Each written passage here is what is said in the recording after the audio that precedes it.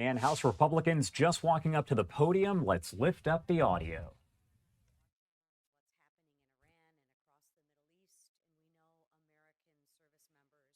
Are standing in harm's way. Brave men and women who raised their hands and said, "Pick me." They volunteered to protect this country and defend freedom, and that kind of sacrifice reminds us just how serious this moment is. At the same time, we're carrying the responsibility of turning our economy around. The truth is, the Biden administration left this country in a hole. Inflation hammered families, manufacturers were pushed to the brink, job creators felt like Washington had turned their back on them. The American people sent us here to fix it, and that's exactly what we're working to do. We're working to lower costs, unleash American manufacturing, strengthen our energy independence, and put bigger paychecks back in the families of hardworking Americans. The Working Families Tax Cuts was among the most important pieces of legislation that we passed to do just that. For older generations, we secured $6,000 bonus deduction. For working families, we eliminated taxes on tips. And for parents, we extended the child care credit. And for future generations, we created Trump accounts to jumpstart the American dream. Those are real results for real people, real results that every single Democrat voted against. And I will remind everybody again, every single Democrat voted to raise your taxes. Every single Democrat wants the government to keep more of your money. But we're here this week to do more. We're here to fight fraud, to lower costs, and to expand paychecks. We're here because we love this country, and we believe hard work should be rewarded. Parents should actually have a voice in their child's future, and America should always stand strong against our enemies. We will secure a legacy where Americans keep more of what they earn, where our manufacturers lead the world again, and where the borders are secure, where America continues to be respected across the globe, where our communities are safe and our values are defended. Over the next few days, we're going to debate policy, strategy, and the issues that matter most to the American people. But at the end of the day, our mission is simple. Make sure the next generation inherits a country that is stronger, freer, and more prosperous than the ones that we were given. The American people are counting on us to do that, and that's exactly what we plan to deliver. And with that, I'd like to turn it over to the Speaker of our House, who has led us in this journey. Oh, I'm sorry. Whip Emmer. The whip who has also led us in this journey. Stand on that, Tom. Come on, You don't want to use the box? Y'all want to see him on the box, don't you? Yeah. Thank you, Lisa, I think. From the start of the 119th Congress, House Republicans hit the ground running to enact President Trump's America First agenda. Since then, our majority, though slim, has delivered win after win for the American people. We passed the Lake and Riley Act, ensuring that criminal illegal aliens are swiftly and permanently removed from our communities. We passed the Halt Fentanyl Act, equipping law enforcement with the tools that they need to save lives. We passed the Genius Act to ensure America's status as the crypto capital of the world. And we passed a rescissions package to get rid of the wasteful spending in our federal government. By the way, we finally got back to governing as intended by passing 11 of 12 appropriations bills through regular order. And perhaps most notably, we passed a once-in-a-generation bill to cut taxes for every single American. Last year at this member planning session, I said, Democrats go on retreat. We're planning the future. I said our House Republican majority could and would get reconciliation done. Just a little over 5 months later, we did exactly that. The Working Families Tax Cuts delivered massive policy wins, including the largest tax cut in U.S. history. No tax on tips, no tax on overtime, and no tax on Social Security. Working families are keeping more of their hard-earned money in their pockets because Republicans got it done. Failure was not an option then, and it is not an option now. Looking ahead, we're going to continue to deliver for Americans from coast to coast. We're more energized than ever to lower costs, protect taxpayer dollars, and give every citizen in this country the chance to pursue their version of the American dream. Our work has just begun. It's far from over. And with that, I turn it over to our leader, Steve Scalise. Thank you, Whip. Last night we kicked off this member session where we're planning for the future of this great America, celebrating 250 years, by hearing from our leader, the President of the United States, Donald Trump. And he had a great message talking about some of the things we've already done to work with President Trump as House Republicans to make life more affordable for working families. Something we set out to do starting last January, and we've been doing it because we had a lot of mess to mop up from 4 years of Joe Biden. Let's not forget the record high inflation, record high interest rates, costs through the roof. Democrats never wanted to talk about affordability when they were jacking up costs on all families, making housing unaffordable for families, opening up our border and letting violent criminals come into this country. And President Trump ran to fix that, and we as House Republicans ran to work with him to fix those problems for working families, and we've been delivering. And make no mistake, this work is far from finished.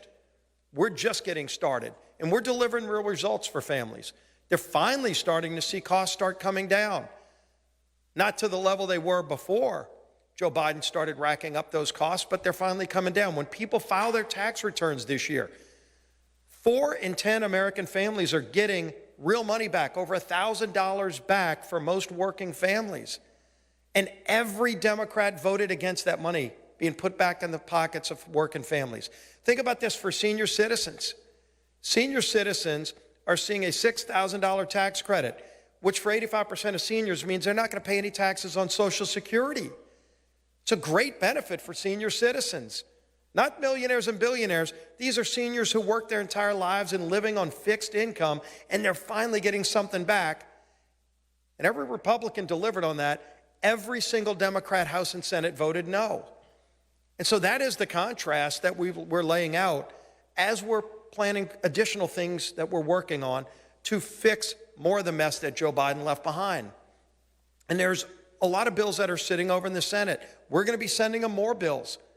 Our committees, all the chairmen are here, and our members are going to be talking and hearing from all the chairmen about things that we're going to continue to do. We're working on a farm bill, just came out of committee to help America's farmers across the nation. We've got a really important housing bill we passed over to the Senate. The Senate's got a different version. Chairman French Hill and his members are going to be working to hopefully find a common ground to make housing more affordable for families. You look at what we've done, again, on so many different issues to finally get control over spending, not just rooting out waste, fraud, and abuse, but to put more money back in the pockets of working families, to get this economy moving again. It's not been easy. Part of the reason it's not been easy is because every step of the way, the Democrat Party, who is a rudderless ship these days, has been voting no on every single issue because they wake up every day and their only motivation, their only agenda is to block anything Donald Trump does because they hate the president.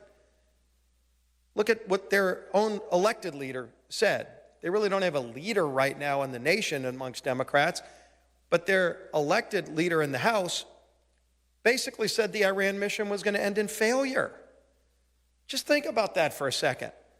You've got a mission going on where men and women in uniform are risking their lives to take out the world's largest sponsor of terrorism, which everybody acknowledges, the threat that Iran posed, trying to get a nuclear weapon. But they had been killing hundreds of Americans for decades. And they want it to end in failure? That's insane. That's what we're working against right now. We shouldn't have to be working against that as House Republicans, but that's okay. We're going to keep our focus as House Republicans on working with President Trump to make life more affordable for working families. If Democrats want to keep voting no, The voters are going to have something to say about this November. A man who's been working tirelessly, not only on the agenda, but going all around the country to spread this message is our speaker, Mike Johnson. Thank you, Mr. Leader. Thanks to all of you for being here. It's great to see a good crowd here in Florida for our annual House Republicans Issues Conference, 2026 conference, and it's a really important time for us. We're grateful to the Congressional Institute for hosting this opportunity each year, and it couldn't be more important than it is right now. So among the issues at the Issues Conference, of course, we're talking about the policy and what our agenda will be for the remainder of this year, and of course the politics as well, and how all this blends together. And I know you all have inquired about our agenda going forward, and we're finalizing the plans. I use football metaphors a lot, as you know. I'm an LSU guy, and we have a big playbook of plays, and as a team, we are corralling together for the next couple of days to try to make the final plan on which plays we're actually going to run in the remaining quarters of this game. Did I extend the metaphor far enough? That's where we are, okay? It's a very important time. To put it simply and in a very straightforward manner, our mission, our game plan is obvious, and that is that we have to defy history and grow our majority, which we will do, and we've got to continue saving the country. House Republicans are working hand in hand with President Trump and his administration to bring down the cost of living for hardworking American families. We have done an extraordinary amount of work in that regard, and there is much more work left to do. And so that's what we work on every day. And this team is committed to that resolve. And defying history to win the majority is not a simple task, but it is one that we will do. And you have to remember, because all of you track this and you report on it, you keep the progress reports, this House Republican majority has defied expectation and historical trends and conventional thought virtually every single day that we've been governing, and we will do it again. It would be a very foolish thing to vote against us. That's my advice to you, okay? This is a contrast election, and we're really excited about that because the contrast is as stark as it has ever been. There is a wide chasm between these two political parties. This is not your father's Democrat Party, as we say all the time. This party is run by Marxist, open socialists, the far left insurgent politicians and the activist base, and they're pushing the party all the way over the edge, and they've left America behind. When we say a contrast election, we say it very simply, as the president said it so well and so clearly at the State of the Union. This is a contest between normal and crazy, between common sense and crazy.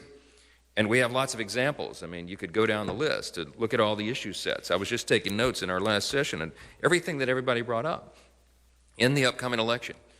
The question that we ask to every voter in every district around America is, do you want to elect a party that will secure the borders or reopen the borders wide to allow dangerous criminal illegal aliens and known terrorists to come into the country and set up sleeper cells? Do you want to cut your taxes? You want to elect a party that will continue to reduce your taxes, bigger paychecks and bigger tax refunds? Or do you want to elect the party that will raise your taxes as they've vowed to do? And by the way, applauded for themselves at the State of the Union. The only time the Democrats stood up and applauded themselves at the State of the Union was for their vote to raise your taxes. Do you want to vote for the party that is going to secure the cities of this country and towns, or the party that stands for policies that increase crime? Do you want to vote for the party that will secure elections, or the party that will undermine our system? Do you want to vote for the party that will protect women and girls' sports, or the party that wants to bring men back into those arenas?